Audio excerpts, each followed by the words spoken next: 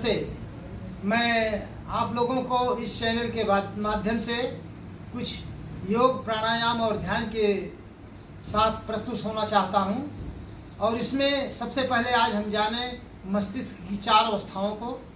मस्तिष्क की साइकोलॉजी के अनुसार कुल 4 अवस्थाएं होती हैं, जिसमें एक पहली अवस्था है अनकॉन्शियस माइंड, और इसको कहते हैं अचेतन मन।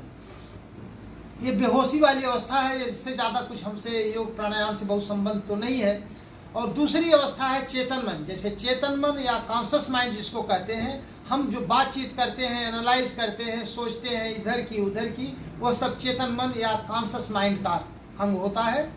और तीसरा मस्तिष्क हमारा जो है उसे कहते हैं सब कॉन्शियस माइंड और अवचेतन मन। अवचेतन मन ही हमारा सृजनात्मक मस्तिष्क है, रचनात्मक मस्तिष्क है। सारी जो जीनियस रिसर्चेज हुई हैं, वो खोज हुई हैं, वह सब कॉन्शियस माइंड का हिस्सा है।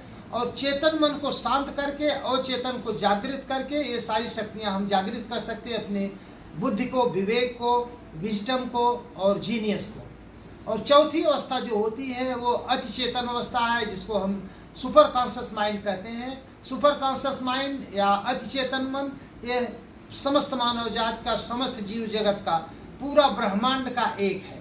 और ध्यान की अवस्था में हम चेतन मन को शांत कर अवचेतन को जागृत करते हैं, और अवचेतन का अतिचेतन में प्रवेश कर उसी में विलीन होकर, उसमें विलय करके हम आध्यात्मिक शक्तियों को परमात्मा तत्व से प्राप्त करते हैं। और जिससे हमारा अवचेतन मन और जागृत होता है, और सुदृढ़ होता है, और शक्तिशाली बनता है। और उससे ही हम सारी सृजनात्मक शक्तियाँ, चाहे वो विज्ञान की हों, चाहे अध्यात्म की हों, साहित्य की हों, कला की हों, सारी शक्तियाँ उसी में अभिव्यक्त पाती हैं।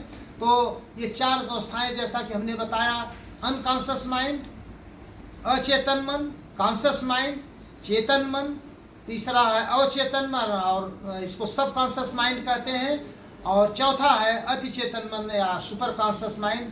आगे विस्तार में और आपके बारे में, इन चारों मनों के बारे में बताते रहेंगे, और कैसे इनका सदुपयोग करें हम ध्यान की विधियों में, और अवचेतन को जागृत कर अपनी सृजनात्मक शक्ति कैसे बढ़ाएं, इसका हम अगले जो होगा संदेश उसमें आपको उससे मिलेंगे।